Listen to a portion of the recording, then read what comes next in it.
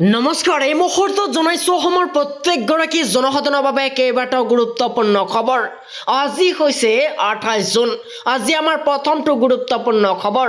ৰন্ধন গেছৰ পৰা ৰেলৰ টিকটলৈকে 1 জুলাইৰ পৰা সলনি হ'ব 7টাকৈ নতুন নিয়ম।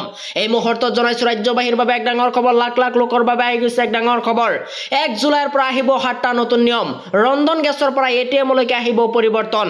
সলনি হ'ব পাৰে ৰন্ধন গেছৰ মূল্য। এটিএমৰ টকা উলিয়াৰ ক্ষেত্ৰতে আহিব এক নতুন নিয়ম। গুগল পে, ফোন পেৰ ক্ষেত্ৰতে সলনি হ'ব বহুকেইটা নিয়ম। 30 জুনৰ পৰা ইউপিআই লেনদেনত সলনি হ'ব বহুকেইটা নিয়ম। আৰু এনপিচিয়ে ঘোষণা কৰিছে বহুকেইটা নতুন নিয়ম। এতিয়াৰ পৰা ধনৰ লেনদেনৰ সময়ত ধন লাভ কৰা একাউণ্টৰ গৰাকী প্ৰকৃত নাম উপলব্ধ হ'ব। আৰু লেনদেন হোৱা দুৰ্নীতিৰ বোধৰ বাবে অনা হৈছে এই নতুন নিয়ম। ইয়াৰ পূৰ্বে ফোনত যি নামত ছেভ কৰা ৰখা হৈছিল সেই নামতে দেখা পোৱা গৈছিল, কিন্তু এতিয়াৰ পৰা ধন লাভ কৰা লোকজনৰ বেংক একাউণ্টত থকা নামহে দেখা পাব। আৰু ৰন্ধন গেছৰ দামৰ ক্ষেত্ৰত আহিব কঠোৰ নিয়ম। ৰন্ধন গেছৰ দাম নিৰ্ধাৰণ মূল্যতকৈ 1 টকা বেছি ল'ব নোৱাৰিব। এই মুহূৰ্তত জনাইছো আমাৰ দ্বিতীয় নম্বৰ খবৰটোলৈ। আমাৰ দ্বিতীয় নম্বৰ খবৰটো আছে ডাঙৰ খবৰ। ভোটাৰ কাৰ্ডক লৈ আহিছে নতুন নিয়ম। জন্মৰ প্ৰমাণ পত্ৰ অবিহনে আবেদন কৰিব নোৱাৰিব ভোটাৰ কাৰ্ডত। এই মুহূৰ্তত জনাইছো ৰাজ্যবাহীৰ বাবে এক ডাঙৰ খবৰ। ভোটাৰ কাৰ্ডক লৈ ৰাজ্যত হঠাৎ সলনি হৈছে নিয়ম। এতিয়াৰ পৰা জন্মৰ প্ৰমাণ পত্ৰ অবিহনে নাপাব ভোটাৰ কাৰ্ড। মাত্ৰ এখন নথি নহ'লে নাপাব ভোটাৰ কাৰ্ড। আৰু বহু বছৰ পুৰণি জন্মৰ প্ৰমাণ পত্ৰ উলিয়াবলৈ লাগিব। আৰু বেক ডেটত জন্মৰ প্ৰমাণ পত্ৰ আৰু সহজতে লাভ নকৰে। আৰু জিলা আয়ুক্ত অবিহনে কোনেও বেক ডেটত উলিয়াই দিব নোৱাৰিব জন্মৰ প্ৰমাণ পত্ৰ। আৰু ভোটাৰ কাৰ্ড আৰু জন্মৰ প্ৰমাণ পত্ৰক লৈ ডাঙৰ ঘোষণা মুখ্যমন্ত্ৰী হিমন্ত বিশ্ব শৰ্মাৰ। আৰু ভোটাৰ কাৰ্ডক লৈ ৰাজ্যত হঠাৎ সলনি এই নিয়ম। আৰু এতিয়াৰ পৰা জন্মৰ প্ৰমাণ পত্ৰ অবিহনে নাপাব ভোটাৰ কাৰ্ড। এই মুহূৰ্তত জনাইছো আমাৰ তৃতীয় নম্বৰ খবৰটোলৈ। আমাৰ তৃতীয় নম্বৰ খবৰটো আছে ডাঙৰ খবৰ। পুছবেক নীতিক লৈ কঠোৰ চৰকাৰ। এটাকৈ অবৈধ বাংলাদেশীক কৰা হ'ব পুছবেক, এই কথা মুখ্যমন্ত্ৰীৰ ঘোষণা।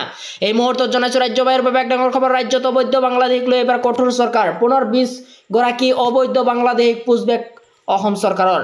এটাকৈ অবৈধ বাংলাদেশীক কৰা হ'ব পুছবেক। আৰু অবৈধ বিদেশীৰ পুছবেকক লৈ হৈছে কঠোৰ অসম। আৰু অসমত কোনো অবৈধ বিদেশী বাংলাদেশী থাকিব নোৱাৰে।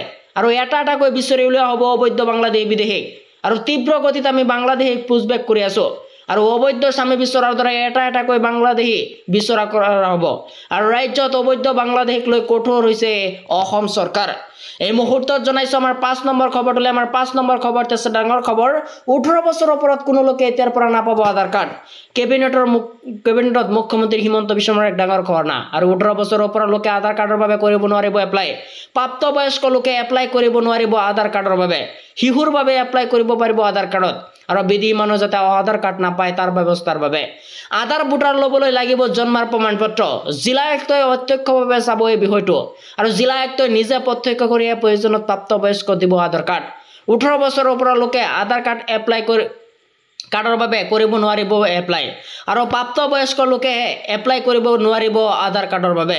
শিশুৰ বাবেহে এপ্লাই কৰিব পাৰিব আধাৰ কাৰ্ডত। আৰু বিদেশী মানুহে যাতে আধাৰ কাৰ্ড নাপায় তাৰ বাবে ব্যৱস্থা। আৰু আধাৰ কাৰ্ড ভোটাৰ ল'বলৈ লাগিব এতিয়াৰ পৰা জন্মৰ প্ৰমাণ পত্ৰ। জিলা আয়ুক্তই প্ৰত্যক্ষভাৱে চাব এই বিষয়টো।